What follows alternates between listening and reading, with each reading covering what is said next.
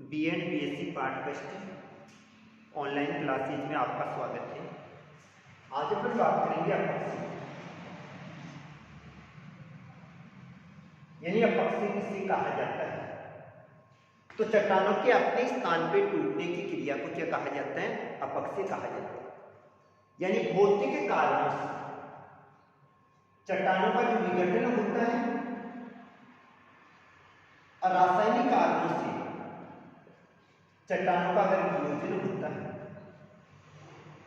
और अगर चट्टानें अपने स्थान पे टूट जाती है तो इस क्रिया को क्या कहा जाता है? अपक्षय कहा जाता है। तो भौतिक कारणों से चट्टानों के अपने स्थान पे, ये तो कौन सा हो गया? भौतिक अपक्षय हो गया।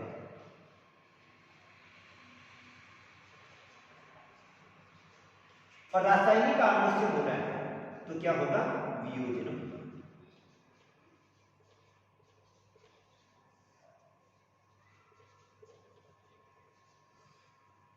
तो भौतिक कारणों से चट्टानों के विघटन तथा रासायनिक कारणों से चट्टानों के वियोजित होने की इस क्रिया को क्या कहा जाता है?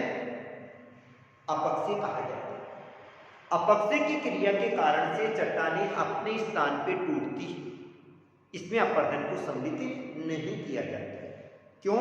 क्योंकि अपर्दन के कारण से तो जो टूटे हुए चट्टान के टुकड़े हैं वो एक स्थान से बहकर या उड़कर दूसरे स्थान पर चले जाते हैं।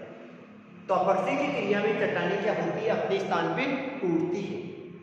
ये वाली क्रिया ताप के कारण से भी हो सकती है, दाब के कारण से, वायु के कारण से भी हो सकती है। तो ताप के कारण से, दाब के कारण से या वायु के कारण से या विभिन्न कारणों से चट्टानों के अपने स्थान पे टूटने की क्रिया को क्या कहा जाता है? अपक्षय कहा जाता है। इसके बाद में आता है अपर्दन। अपक्षय एक प्रकार की स्थितिक क्रिया है, अर्थात अपने स्थान विशेष पे संपन्न होती है और अपने स्थान विशेष पे संपन्न होने के कारण से इसे कौन सी क्रिया कहा जाता है? स्थितिक क्रिया कहा जाता है। जबकि अपर्दन कौन सी क्रिया होती है? गतिशील क्रिया होती है। गतिशील यानी मोबाइल विकिरण के अंतर्गत किया जाता है। गतिशील क्रिया क्यों कहा जाता है? क्योंकि इसमें जो टूटे हुए चट्टान के टुकड़े हैं वो एक स्थान से उड़कर या बहकर दूसरे स्थान पर जाते हैं। अर्थात कौन सी क्रिया होती है? परिवहन की क्रिया होती है। अर्थात अपर्दन परिवहन की क्रिया है जिसमें जो टूटे हुए चट्टान के टुकड़े हैं वो एक स्थान से उड़कर या बहकर कहां पर चले जाते हैं? दूसरे स्थान पर चले जाते हैं। अर्थात कौन सी क्रिया संपन्न होती है? परिवहन की क्रिया संपन्न होती है। और इस परिवहन की क्रिया संपन्न होने के कारण से चट्टानों के जो टूटे हुए टुकड़े हैं उनमें दो प्रकार की क्रिया होती है। अर्थात जब ये टुकड़े एक स्थान से दूसरे स्थान पर जाते हैं तो धीरे धीरे क्या होते हैं? ये गोल आकार के हो जाते हैं और आकार में क्या हो जाते हैं? छोटे हो जाते हैं। ये वाली दो प्रकार से संपन्न होती है। एक अपघर्षण होता है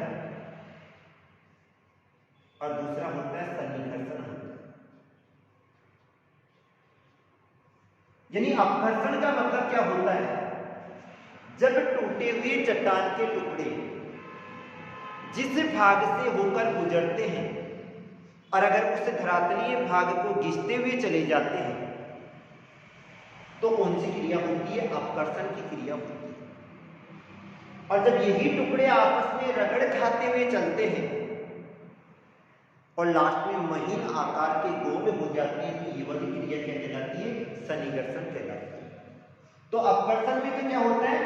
टूटे हुए चट्टान के टुकड़े उस धरातलीय भाग को एक स्थान से घिसकर दूसरे स्थान पर ले जाते हैं, जब तो क्या होगा? अपघर्षण। और यही टुकड़े अगर आपस में रगड़ खाते हुए जाएंगे तो ये वाली क्रिया क्या हो जाएगी? सन्निकर्षण हो जाएगी। अब जो अपक्षय की क्रिया है वो दो प्रकार से संपन्न होती है।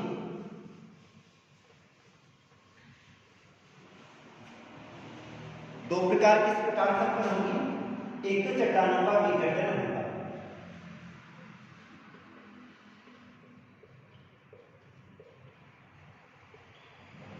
और दूसरा होगा चट्टानों का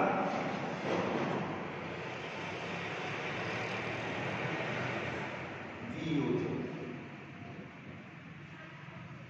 यानी विघटन का क्या तात्पर्य होता है?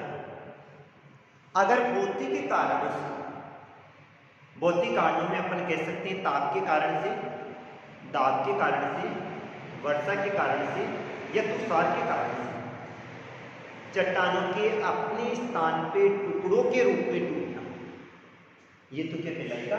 विघटन कहलाएगा। और अगर रासायनिक कारणों से चट्टान अगर अपने स्थान पे खुल जाती है तो ये वाली क्रिया क्या कहलाती है? वियोजन कहलाती है। इसमें टूट रहे हैं, इसमें क्या हो रहा है? घुल रहे हैं, तो ये वाली क्रिया क्या कहलाती है? वियोजन कहलाती है। अब इसके बाद आता है अपक्षय की क्रिया को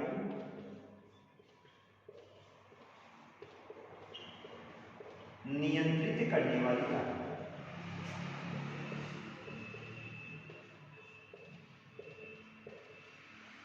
यानी कौन कौन से कारक हैं जो कि अपक्षय की क्रिया को क्या करते हैं? नियंत्रित करते हैं। भाई अपक्षय अधिक होगा या कम होगा? सबसे पहली बात आती है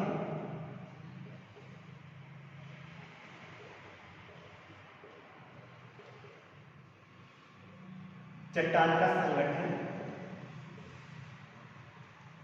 तथा संरचना।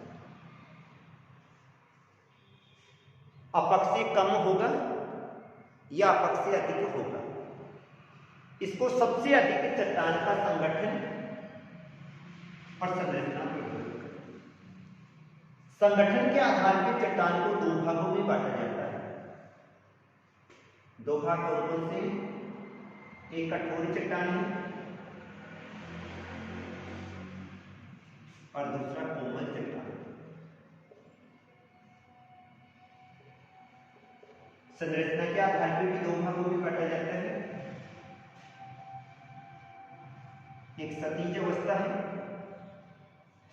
और दूसरी कौन सी? लंबवत अवस्था।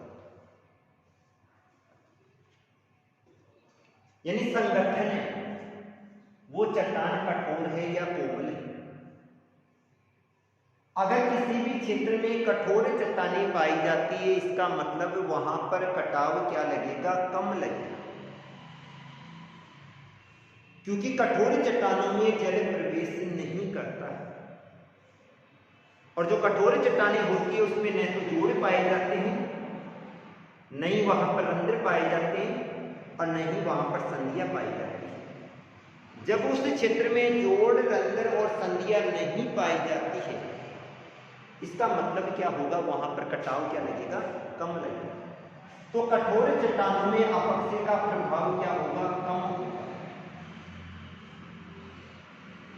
जबकि कोमल चट्टानों में जोड़ भी पाए जाते हैं, रंध्र भी पाए जाते हैं और संधियां भी पाई जाती हैं। इनमें जल भी आसानी से प्रवेश कर जाता है, और जब जल आसानी से प्रवेश कर जाता है तो यहां पर क्या होता है? अपक्षय होगा। तो कठोर चट्टानों में अपक्षय का प्रभाव कम होगा, जबकि कोमल चट्टानों में इनका संगठन कमजोर पाया जाता है। ये चट्टानें असंगठित होती हैं, और जब ये चट्टानें असंगठित होगी तो ये वाले आसानी से घुल जाते हैं, आसानी से टूट जाती है। इनमें अपक्षय क्या होगा? अधिक होगा। संरचना के आधार पर अध्ययन करें तो चट्टानें दो प्रकार की होती है। एक सतीज चट्टानें होती है, दूसरी लंबवत चट्टानें होती है। सतीज का मतलब चट्टानों की परतें इस प्रकार पाई जाती है, और लंबवत का मतलब चट्टानों की परतें इस प्रकार पाई जाती है। अगर चट्टानें सतीज अवस्था में पाई जाती है, इसका मतलब यहां पर कटाव लग सकता है। क्यों लग सकता है? क्योंकि ये वाली जब तो परत कटेगी और यहां से हटेगी नहीं, जब तक दूसरी परत को कटाव के लिए जगह नहीं मिलेगी, तब तक सतीज चट्टानों में कटाव क्या लगेगा? अपक्षय कम होगा। जबकि लंबवत चट्टानों में यहां से दरार हो गई, चट्टान टूट के डायरेक्ट नीचे आएगी, तो यहां पर अपक्षय क्या होगा, अधिक होगा। तो चट्टानों की संरचना के आधार पर अपन यही कह सकते हैं, चट्टानें दो अवस्था में पाई जाती है, एक सतही अवस्था, दूसरी लंबवत अवस्था। अगर चट्टानें सतही अवस्था में पाई जाती है तो वहां पर जो कटाव लगता है वो कम लगता है, जबकि अगर चट्टानें लंबवत अवस्था में पाई जाती है तो उससे चट्टान की परत को खिसकने के लिए जगह मिल जाती है, इस कारण से वहां पर कटाव क्या लगेगा, अधिक लगेगा। तो ये तो था चट्टानों का संगठन और संरचना। दूसरी अगर अपन बात करें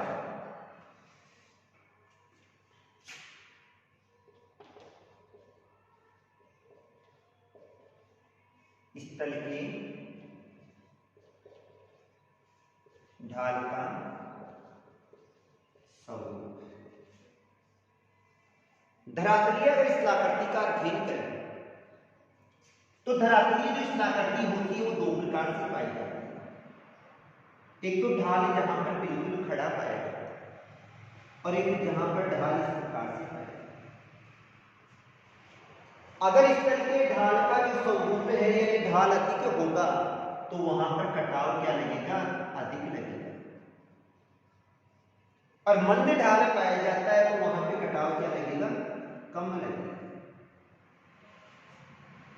अगर किसी भी धरातलीय स्थलाकृति का ढाल खड़ा पाया जाता है इस प्रकार से, तो वहां से जैसे ही चट्टान टूटेगी, टूटने के बाद में जस्ट चट्टान कहां पर आएगी, नीचे की ओर आएगी।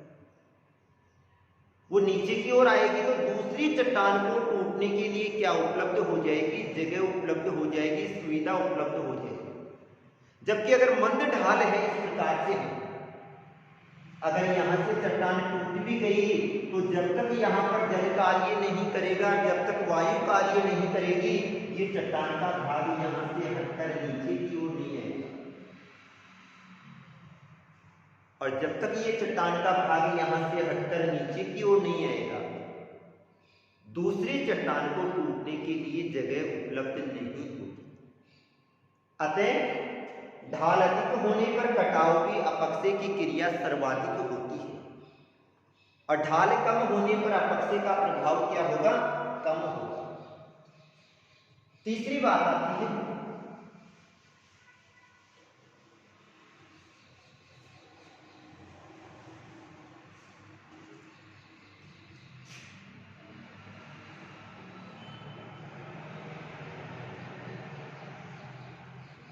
जलवायु में विभिन्नता।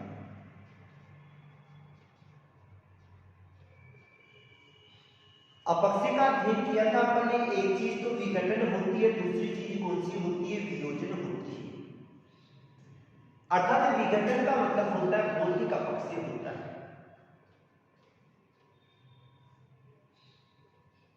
और वियोजन का मतलब होगा रासायनिक अपक्षय। भौतिक अपक्षय हमेशा किसके कारण से होगा, ताप के कारण से, दाब के कारण से, तुषार के कारण से।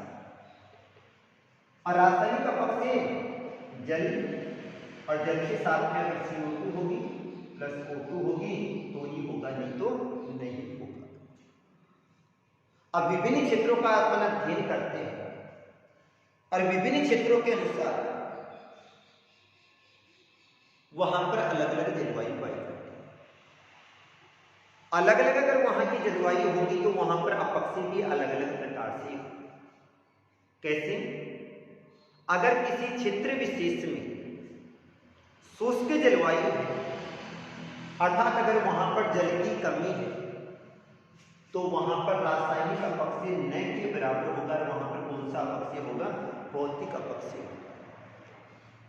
अगर किसी क्षेत्र विशेष में अगर जल की कमी पाई जाती है तो वहां पर रासायनिक अपक्षय नहीं होगा, वहां पर न के बराबर रासायनिक अपक्षय होगा। वहां पर भौतिक अपक्षय होगा, जो कि ताप के कारण से होगा, दाब के कारण से होगा, या फिर बाद में तुषार के कारण।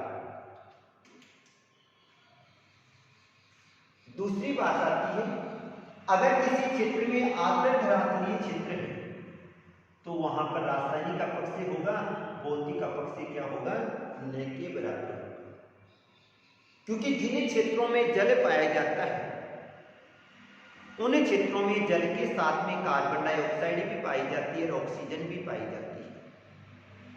जब इन क्षेत्रों में CO2 और O2 दोनों पाई जाती है तो वहां पर कार्बोनेशन की क्रिया होगी, ऑक्सीडेशन की क्रिया होगी और वहां पर कटाव किसके द्वारा लगेगा, जल के द्वारा। चौथा आता है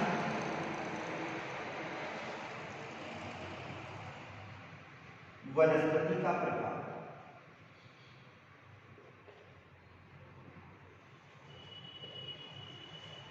वनस्पति दोनों प्रकार के कार्य करती है। दोनों प्रकार के कार्यों का मतलब होता है वनस्पति अपक्षय को रोकती भी है और अपक्षय में सहायता भी करती है। अपक्षय किस प्रकार करती है, धरातल के ऊपरी भाग पर अगर पेड़ पौधे पाए जाते हैं तो ये पेड़ पौधे धरातल के अंदर इनकी जड़ जाएगी और जब पेड़ पौधों की जड़ें धरातल के आंतरिक भाग में जाएगी और जैसे जैसे पेड़ वृद्धि करेगा तो जड़ भी क्या करेगी, वृद्धि करेगी। और जब जड़ वृद्धि करेगी तो जिस चट्टान में से जड़ जा रही है वहां से फूल जाएगी और फूलते उस चट्टान में दरार हो जाएगी, उसका आकार क्या हो जाएगा, बड़ा हो जाएगा और चट्टान अपने स्थान से टूट जाएगी। अर्थात पेड़ वृद्धि करेगा तो जड़ भी वृद्धि करेगी। जब जड़ का आकार बड़ा हो जाएगा तो वो चट्टान में दरार उत्पन्न कर देती है, उसको तोड़ने लग जाती है और जब चट्टान में दरार उत्पन्न कर देगी तो उसको तोड़ने लग जाएगी तो वहां से चट्टानें अपने स्थान से हटने लगेगी अर्थात वहां पर वृद्धि होगी, वृद्धि होती चट्टानों में दरार आ जाएगी, चट्टानें क्या होने लग जाएगी, टूटने लग जाएगी। दूसरी चीज आती है जब ये वाली चट्टानें धरातल के नीचे वाले भाग में जाती है तो वहां से खनिज लवणों का अवशोषण करती है और जब ये खनिज लवणों का अवशोषण करती है तो वहां से चट्टान को क्या कर देती है, कमजोर कर देती है। तो जब पेड़ पौधों की जड़ें धरातल के नीचे वाले भाग में जाकर खनिज लवणों का अवशोषण करती है और खनिज लवणों का अवशोषण करने के कारण से उनको क्या कर देती है, कमजोर कर देती है और वो चट्टानें क्या हो जाती है, कमजोर हो जाती है। दूसरा, ये अम्ल का स्राव भी करती है और जब ये अम्ल का स्राव करती है तो वहां पर रासायनिक अपक्षय होगा क्योंकि वो पदार्थ वहां से क्या होने लग जाएंगे, घुलने लग जाएंगे और घुलने के कारण से क्या लगेगा, कटाव। तो ये तो थे अपक्षय को नियंत्रित करने वाले कार्य। इतना ही। Thank you.